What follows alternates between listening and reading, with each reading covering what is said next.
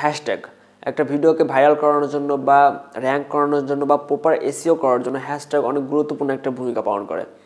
তো আপনারা যারা আমার বর্তমান ভিডিওটা দেখতেছেন এটার উপরে দেখুন দুইটা হ্যাশট্যাগ দেওয়া আছে নীল রঙের। তো এই টাইপের হ্যাশট্যাগুলো অনেক বেশি ইম্পর্টেন্ট আপনার ভিডিওটাকে র্যাঙ্ক করানোর জন্য।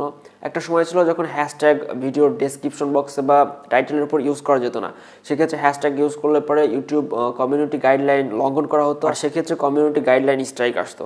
আপনি যত বেশি হ্যাশট্যাগ ইউজ করবেন আপনার ভিডিওটা তত বেশি ভাইরাল হওয়ার বা র্যাঙ্ক করার বা এসইও পার্সেন্টেজটা বৃদ্ধি করার সম্ভাবনা তত বেশি। ওকে, তো টাইটেলের উপর হ্যাশট্যাগ ইউজ করার জন্য আপনাদেরকে জাস্ট ইউটিউবে চলে যেতে হবে। এরপর এখানে প্লাস অপশন থেকে যে কোনো একটা ভিডিও, আপনি যে ভিডিওটাতে হ্যাশট্যাগ ইউজ করতে যাচ্ছেন সেটা সিলেক্ট করে, আমি এই ভিডিওটা সিলেক্ট করে নিচ্ছি।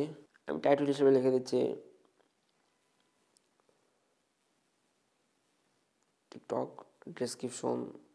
এখানে জাস্ট আপনাকে যে কাজটা করতে হবে সেটা হচ্ছে জাস্ট ডেসক্রিপশনের ফার্স্টে আপনি যে হ্যাশট্যাগুলো ইউজ করতে চান টাইটেলের উপর সেগুলো দিয়ে দিতে হবে। জাস্ট আমি আপনাদেরকে বোঝানোর জন্য দিচ্ছি যে বেস্ট টিকটক। তো এখানে জাস্ট হ্যাশট্যাগ ইউজ করার সময় আপনারা কিন্তু ভুলেও এখানে কোনো স্পেস ইউজ করবেন না। এরপরে আপনাদের ইচ্ছা মতো আপনার যে কোনো ডেসক্রিপশন দিয়ে দিলেন, this video is made for TikTok, just like. এখানে লোকেশন দিলে কিন্তু আপনার ভিডিওর উপরে জাস্ট লোকেশনটাই শো করবে, কোনো হ্যাশট্যাগ শো করবে না। এরপরে জাস্ট নেক্সট অপশন ক্লিক করতে হবে। এখানে no it is not made for kids, আর বাচ্চাদের জন্য হলো মেড ফর কিডস, এটা ঠিকই আছে। আপলোড জাস্ট আপনাদেরকে ক্লিক করে দেখাচ্ছে একবার যে আমাদের ভিডিওটা কেমন হলো।